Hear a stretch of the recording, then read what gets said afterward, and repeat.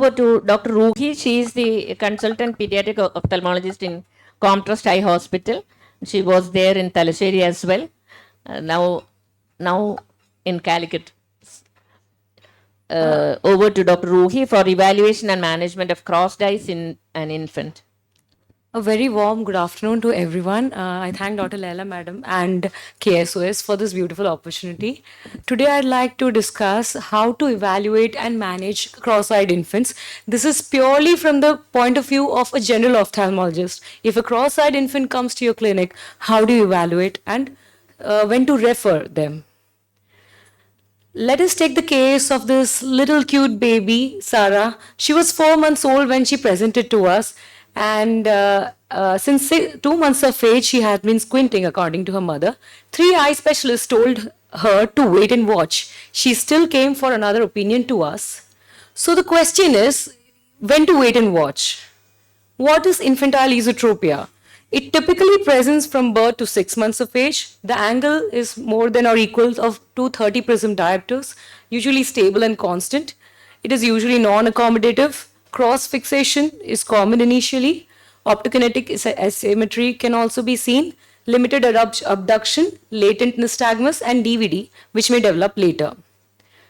The accommodative trap, do not miss this. Look at this 7-month-old baby with 35 prism diopters esotropia at near and distance.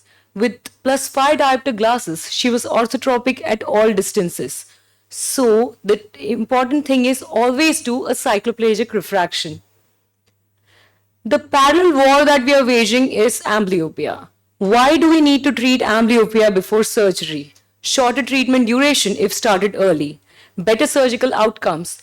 There is a possibility of loss to follow-up after surgery. If we wait till after surgery to start patching, there is a possibility that there will be loss to follow-up. The goal when we are patching is alternating fixation or to hold fixation through the blink. The red flags not to be missed. First, neurological, developmental delay, seizures, poor visual responses, acquired onset with headaches or vomiting. The ocular red flags include limitation of abduction that does not improve with doll's head, vertical deviation larger than horizontal, and marked restriction on forced abduction. The action is MRI. These are the differentials, as you all know: infantile esotropia, type 1 DRS, refractive accommodative esotropia, sixth nerve palsy, nystagmus blockade syndrome, and sensory esotropia. The practical algorithm is, first, of course, a thorough history. Cycloplegic refraction.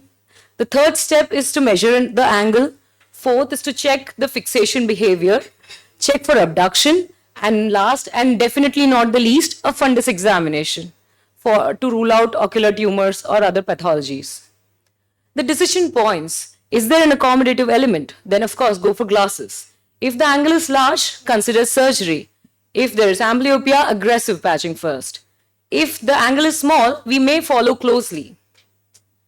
The timing debate. What does the evidence say? Do we wait? If a child presents with esotropia, do we wait?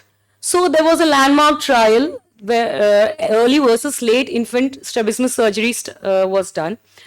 It spanned across 58 clinics with 532 patients. The early surgery wing was from 6 to 24 months and the late surgery was from 32 to 60 months.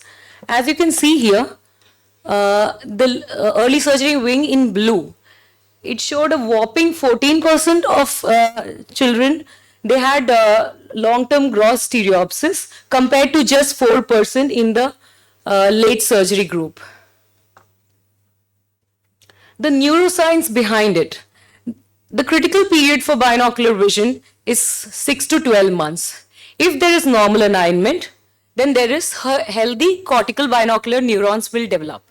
If there is strabismus, then it will lead to suppression and loss of cortical binocular neurons. Animal studies prove that 1 week of misalignment leads to irreversible changes. Human data corresponding is best stereopsis outcomes are achieved when aligned before 12 months of age. The take-home message, infantile esotropia is urgent. Earlier surgery leads to better stereopsis.